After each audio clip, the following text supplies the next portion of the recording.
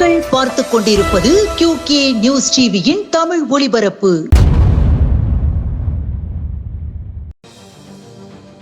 காரைக்கால் கிளிஞ்சல்மேடு கிராமத்தில் எல்லையம்மன் கோவில் தேரோட்டம் நேற்று நடந்தது. கன்னியாகுமரி குகநாதீஸ்வரர் கோவிலில் நேற்று 1008 சங்க அபிஷேகம் நடந்தது.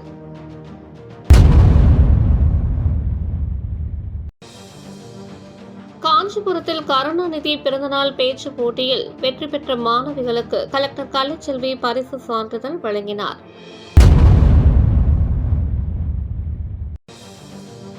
காஞ்சிபுரம் கீழம்பி தனியார் பொறியியல் கல்லூரியில் நடந்த கல்வி கடன் முகாமில் அமைச்சர் காந்தி 171 மாணவ மாணவர்களுக்கு ரூபாய் 12.53 கோடி கல்வி கடன்களை வழங்கினார்.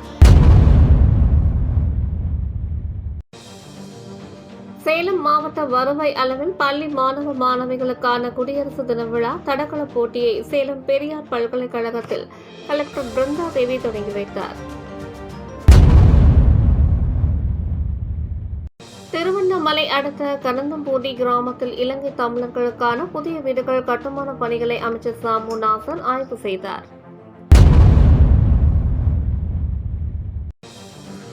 ரிஷிவந்தியம் தொகுதியில் கர்ப்பிணிகளுக்கு நடந்த வளைகாப்பு விழாவில் சீர்வரிசைகளை அமைச்சர் வேலு வழங்கினார். நேரு நர்சிங் கல்லூரியில் விதைப்பந்து திருவிழா நடந்தது.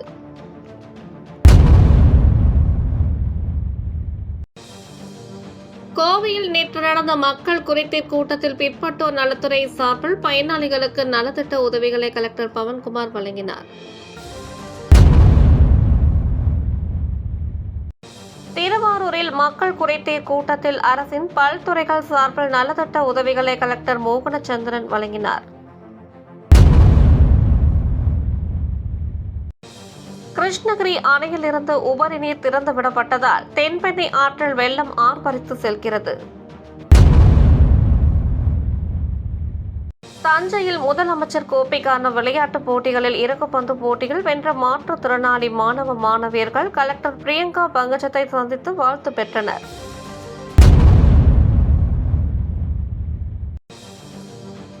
தமிழ் வளர்ச்சித்துறை சார்பில் பள்ளி மற்றும் கல்லூரிகளுக்கு நடத்தப்பட்ட போட்டிகளில் வெற்றி பெற்ற மாணவர்களுக்கு காசோலைகள் மற்றும் பாராட்டு சான்றிதழ்களை நீலகிரி கலெக்டர் லட்சுமி பவ்யா வழங்கினார். தஞ்சாவூரில் பேரிடர் குறைப்பு தின விழிப்புணர்வு பேரணியை கலெக்டர் பிரியங்கா பங்கஜம் நேற்று தொடங்கி வைத்தார்.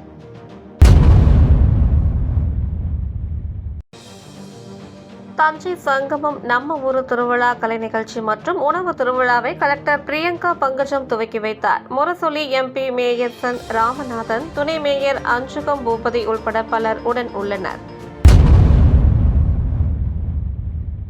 கிருஷ்ணகிரி புதிய பேருந்து நிலையத்தில் மகளிர் விடியல் பயண பேருந்து சேவையை கலெக்டர் தினேஷ்குமார், மதியழகன் MLA ஆகியோர் தொடங்கி வைத்தனர்.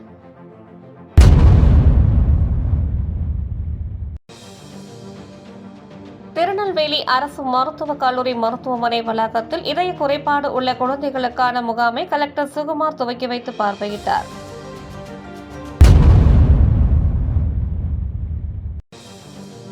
கோவையில் பேரிடர் கால ஒத்திகை நிகழ்ச்சி தீயணைப்பு மற்றும் மீட்புத்துறை சார்பில் நடந்தது.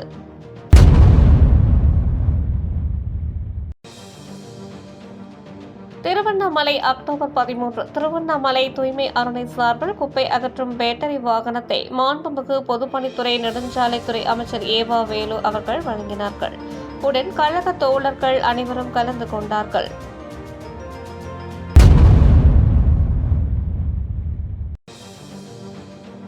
ரூபாய் 10.53 கோடி மதிப்பீட்டில் புதிய திட்ட பணிகள். திருவண்ணாமலை அக்டோபர் 13 அருள்மிகு அண்ணாமலையார் திருக்கோவிலில் ரூபாய் 10.53 கோடி மதிப்பீட்டில் திருக்கோவிலில் உள்ள கோபுரங்கள், விமானங்கள் மற்றும் கல்காரத்திற்கு ஒளிரூட்டும் பணிகளை சென்னை தலைமை செயலகத்தில் இருந்து தமிழ்நாடு மாண்புமிகு முதலமைச்சர் MK ஸ்டாலின் அவர்கள் காணொலி காட்சி வாயிலாக திறந்து வைத்தார். இத்துடன் இந்த செய்தி தொகுப்பு நிறைவடைந்தது. நன்றி, வணக்கம்.